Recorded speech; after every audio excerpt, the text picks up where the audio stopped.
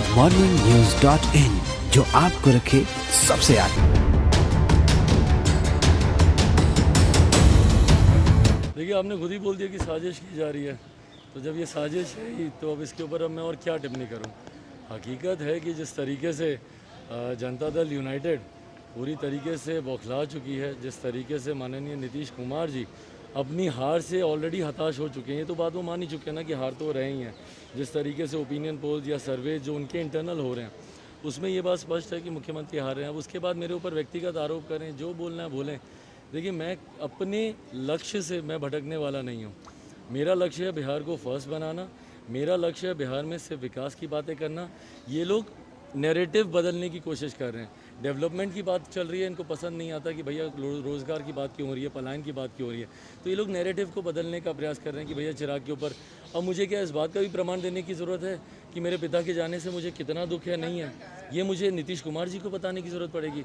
But बहरहाल नीतीश कुमार जी जान रहे हैं कि जिस तरीके से मुंगेर में इतनी शर्मनाक घटना घटी, जिस तरीके से वहाँ पर श्रद्धालुओं के ऊपर जिस तरीके से लाठियाँ चलाई गई, बर्बरता से पीटा गया, गोलियाँ तक चलाई गई, ये तो जनरल डायर की भूमिका में आ गया ना नीतीश कुमार जी।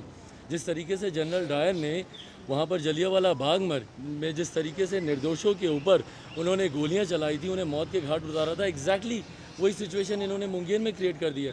जिस तरीके, भाई किसको नहीं पता श्रद्धालु उस दिन जाएंगे मूर्ति विसर्जन के लिए? किसको नहीं पता था? सबको पता था। तो उसके बाद क्यों प्रशासन हाथ पर हाथ धरकर बैठा रहा? क्यों उन्होंने उचित व्यवस्था वहाँ पर नहीं की?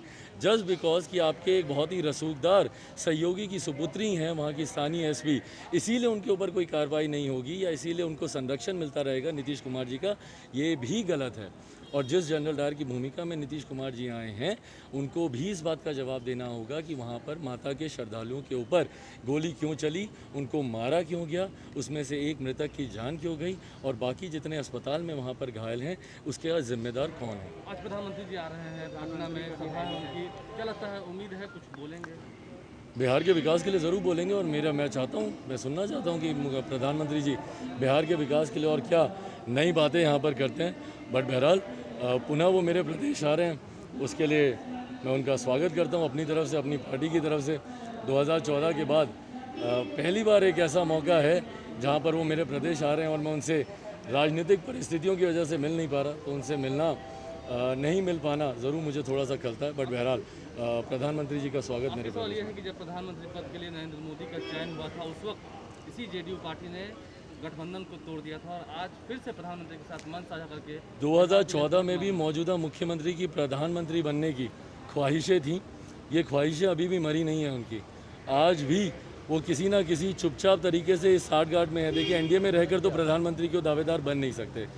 एनडीए में रहकर जिस तरीके से मौजूदा प्रधानमंत्री जी का वर्चस्व अभी जिस तरीके से चल रहा है, जनता में जिस तरीके से उनकी लोकप्रियता है, तो इस गठबंधन में रहकर उनके लिए बनना संभव नहीं है। इसीलिए वो निरंतर प्रयास करते हैं कि कैसे विपक्ष के साथ मिलकर, और इस बार भी मैंने सुबह ट्वीट भी किया और इस बात को मैं पूरे गंभीरता के साथ मैं कहता हूँ कि एक एक वोट जो जनता दल यूनाइटेड को जाएगा, जो नीतीश कुमार जी को जो जाएगा एक एक वोट, वो नीतीश कुमार जी बाद में पुनः महागठबंधन के साथ, जैसे 2015 में चले गए थे महागठबंधन के साथ, इस बार भी इनकी पूरी तैयारी है। क्योंकि भाजपा इनको वैसे भी अब पूछ नहीं रही है, सम्मान नहीं दे रही है, पोस्टर बैनर होर्डिंग से इनको निकाल दिया गया, इनकी तस्वीरों को हटा दिया गया। कुछ दिन पहले तक यही मेरे लिए बोलते थे कि भैया प्रधानमंत्री की तस्वीर का आप इस्तेमाल नहीं कर सकते, अब खुद प्रधानमंत्री जी ने इनको अपनी तस्वीरों से निकाल दिया।